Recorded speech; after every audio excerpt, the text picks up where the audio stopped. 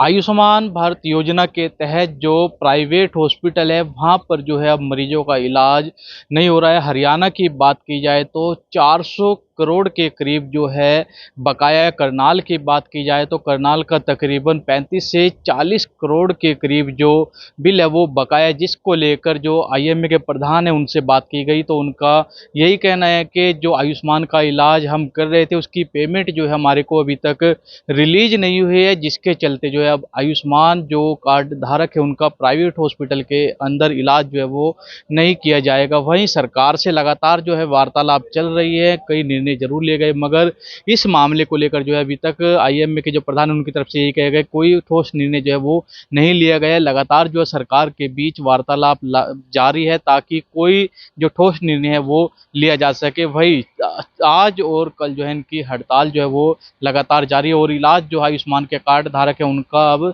नहीं हो पा रहा। वहीं काफ़ी कुछ जो है जानकारी और भी देते हुए नजर आ रहे हैं। आइए सीधा मिलवाते हैं उन्हीं से और क्या कुछ जो है जानकारी साझा करते हुए नजर आ रहे हैं। नमस्कार, लाइव तस्वीर आप हरियाणा के ज़िले करनाल से देख रहे हैं। करनाल में आयुष्मान योजना को लेकर जो है अब डॉक्टर नहीं करेंगे इलाज। वहीं बातचीत में जो है आईएमए करनाल के प्रधान ने बताया कि यह योजना काफ़ी अच्छी है। इस योजना के द्वारा गरीबों को काफ़ी ज़्यादा लाभ जो है मिलता है, जिसमें 5 लाख तक का मुफ्त इलाज जो है जो इस किसी भी बीमारी से पीड़ित है वो इस योजना से लाभ जो है वो ले सकते हैं। अगर बात की जाए इस योजना की जो पेमेंट आती है वो जो है अभी तक डॉक्टरों को नहीं मिली है। पिछले काफ़ी लंबे समय से जो है काफ़ी पेमेंट पेंडिंग जो है वो पड़ी है। हालांकि 400 करोड़ के करीब जो है पैसे बकाया जा रहे हैं। अगर करनाल की बात की जाए तो करनाल के 35 करोड़ से 40 के करीब जो है वो बकाया बताए जा रहे हैं। जो आईएमए के प्रधान हैं, जब उनसे बातचीत की तो उन्होंने पूरी जानकारी जो है साझा की और वहीं बताया कि अब जो है हम आयुष्मान योजना के जो मरीज हैं उनका इलाज जो है बिल्कुल भी नहीं करेंगे। आइए मिलवाते उन्हीं से और क्या कुछ जानकारी देते हुए नज़र आ रहे हैं। मैं doctor Deepak Prakash, president IMA Karnal, ये कहना चाहता हूँ कि हमने हमारे जो हरियाणा का जो हेड हैं, हमारे जो हरियाणा के आईएमए के हेड हैं, उनके इंस्ट्रक्शन से, उनके फैसले से हमने पूरे हरियाणा में सभी डिस्ट्रिक्ट में ये सुविधा जो आयुष्मान की थी पिछली रात 6 और 7 की रात को 12 बजे के बाद हमने बंद कर दी है। और हमारे ग्रीवेंसेस कुछ हैं जो कि एड्रेस नहीं हुए पिछले 2-3 सालों से, उस कारण अदरवाइज हम ये सेवा देना चाहते थे गरीब मरीजों को, गरीब पेशेंट को, उनकी सुविधा के लिए ही था, उनके हित के लिए ही था और हमारा भी मन था कि हम दें और देते ही आ रहे थे। लेकिन कई बार रिपीटेडली हम लोगों ने इसको रिप्रेजेंट किया, जो हमारे ग्रीवेंसेस थे वो एड्रेस जब सरकार की तरफ से नहीं हुए तो हमें मजबूरन ये फैसला उठाना क्या पड़ा। क्या आपकी समस्याएं हैं? दो जो प्रमुख समस्याएं हैं उसके बारे में। दो प्रमुख समस्याओं में ये है कि जो हमारे जो नर्सिंग होम काम करते हैं, किसी पेशेंट को देखते हैं, उसका इलाज करते हैं, उसका ट्रीटमेंट करते हैं, उसका ऑपरेशन करते हैं, सब कुछ करने के बाद जब हम उनको पोर्टल में डालते हैं या हमारी कोई चीज़ होती है जो हम अपने ग्रीवेंसेस कहना चाहते हैं, जो सिस्टम है, जो इनका सिस्टम बना हुआ है सरकार का, वो सिस्टम काम नहीं करता। तो हम अपनी बातों को रख ही नहीं पाते कि हमारी क्या प्रॉब्लम्स है, या हमारे जो पेमेंट्स होती हैं उसमें भी कई दिनों के बाद जब पेशेंट चला जाता है, सारा इलाज उसका हो गया, सारा नर्सिंग होम में खर्चा कर लिया, उसके कई महीनों के बाद उसमें ऑब्जेक्शंस आती हैं कि उसमें ये चीज़ कमी थी या वो चीज़ कमी थी। जब हम वो चीज़ कमी को ठीक करते हैं तो वो उठाता नहीं, सिस्टम उठाता नहीं। तो हमारी क्या होता है कि सारा खर्चा वहन हमने कर लिया पेशेंट का, सब कुछ करने के बाद हमें पेमेंट्स भी दे दी, जहाँ जहाँ से सामान आया उसको भी दे दिया और वो पेमेंट्स हमको वापस नहीं मिलती।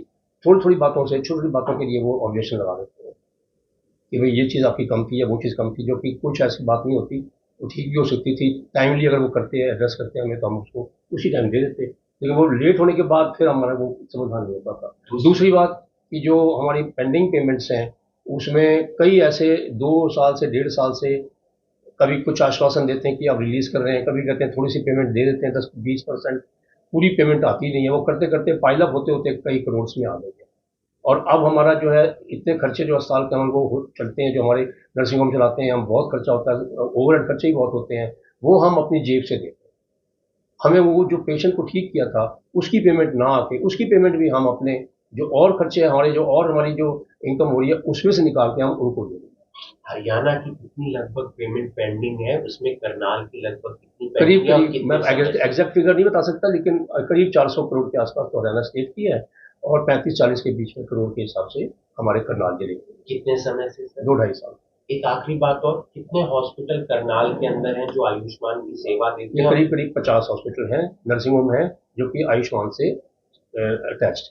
और तो डेली काफी मरीज प्रभावित हाँ, होंगे। सब प्रभावित होंगे क्योंकि पेशेंट जो है गरीब मरीज है वो तो कहाँ जाएगा, और उनको अच्छी से अच्छी सुविधा भी दे रहे थे, अच्छे अच्छे अस्पताल हैं हमारे, साफ सुथरे अस्पताल हैं सब, और उनको वो सुविधा से वो वंचित हो रहे हैं। ये सिर्फ सरकार की है। सरकार के किसी नुमाइंदे से बात हुई आप? हो रही है, रोज हो रही है, रोज बातें हो रही हैं, हल नहीं निकल रहा। हल नहीं निकल रहा।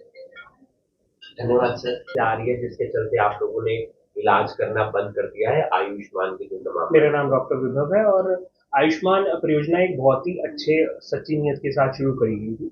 अगर वो सही तरह से चलती रहती तो उससे अच्छी परियोजना कोई हो ही नहीं सकती। बट इश्यूज क्या हैं? इश्यूज जो हैं वो है जो पोर्टल के अंदर मल्टीपल इश्यूज हैं, पोर्टल को रन करने में मल्टीपल इश्यूज हैं, जिसकी वजह से जो डेली एक्टिविटीज हैं उनमें प्रॉब्लम्स आती हैं। देन जो डिलेड जो पेमेंट्स हैं, पेंडिंग पेमेंट्स हैं, उनका पाइलअप हो जाना बहुत ज़्यादा इकट्ठी हो गई हैं, जो इतनी इस तरह से इकट्ठी हो गई हैं कि अब हॉस्पिटल को रन करना मुश्किल हो जाता है। अब अगर हम बात करें कि गवर्नमेंट के अथॉरिटीज़ जो हैं वो भी चाहती हैं समस्या का सावधान इसका सुधार हो, ये प्रॉब्लम हो। बट इश्यूज क्या है? पोर्टल जो है वो इस तरह से डिज़ाइन हुआ है कि उस पोर्टल के अंदर जो केसेस जो साकू में गए हुए हैं, जो केसेस ऑब्जेक्शन है, जिनमें रिजेक्शन लगा हुआ, उनका कुछ हो ही नहीं सकता। तो मल्टीपल लेवल पे इश्यूज आ रहे हैं एट प्रेजेंट और बहुत ही लंबे टाइम से चले जा रहे थे। अब एक समय के बाद में जो हमारी हायर अथॉरिटीज़ हैं उन्होंने जब देखा इतना अमाउंट पेंडिंग हो गया है और बहुत मुश्किल है, तो उसके बाद में हायर अथॉरिटीज़ ने बोला कि हमें इस वर्क को सस्पेंड कर देना चाहिए। तो उसी के हिसाब से हमने इस वर्क का सस्पेंशन। तो कब तक ये जारी रहेगा? क्या सरकार के किसी नुमाइंदे से कोई बातचीत? सर, सरकार के नुमाइंदों से बातचीत भी हो रही है और रेगुलरली इसके ऊपर जो सीनियर अथॉरिटीज़ हैं वो बात भी करती हैं। और कब तक जारी रहेगा सर, ये तो मतलब कि जब तक कोई प्रॉपर सॉलिड कंक्रीट पर इसके ऊपर रेजोल्यूशन नहीं होगा तब तक ये कुछ क्या करें, इसके अंदर कोई तरीका नहीं है। मतलब कहीं पे हम लोग अपने लेवल पे कितनी भी कोशिश करें, but at the end of the day जो सिस्टम है उसको रन करने के लिए जिन जिन चीज़ों की रिक्वायरमेंट है वो पूरी चीज़ें जब तक रिक्वायर्ड पूरी नहीं होंगी तब तक हम लोग इसमें कुछ नहीं। एक आखिरी सवाल, क्या आज भी मरीज आए थे इस तरीके से जो आयुष्मान? देखिए, पेशेंट्स जो हैं यार, मरीज तो मरीज है, वो तो रोज ही आएंगे। उनका भाई वो तो उनकी तो कोई बीमार आदमी है, वो कहाँ जाएगा? वो हॉस्पिटल क्यों जाएगा? अब हॉस्पिटल अगर उनकी प्रॉब्लम्स में उनका इलाज नहीं कर पा रहे तो वो तो हॉस्पिटल से ही अपसेट होंगे।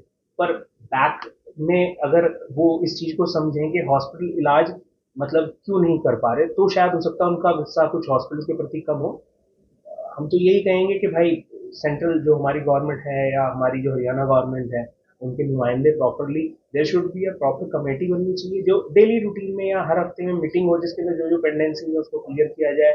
और उसमें कुछ स्टेट आईएमए के लोग हो गए, हर एक डिस्ट्रिक्ट से एक दो दो लोग अटैच हो गए, इस तरह से करके एक कमेटी बनानी चाहिए जो प्रॉब्लम को सुन भी सके। किसी की प्रॉब्लम है, अब वो उसकी प्रॉब्लम का सोल्यूशन ही नहीं हो रहा तो वो क्या करेगा? At the end of the day थका के बैठ जाएगा। शुक्रिया सर।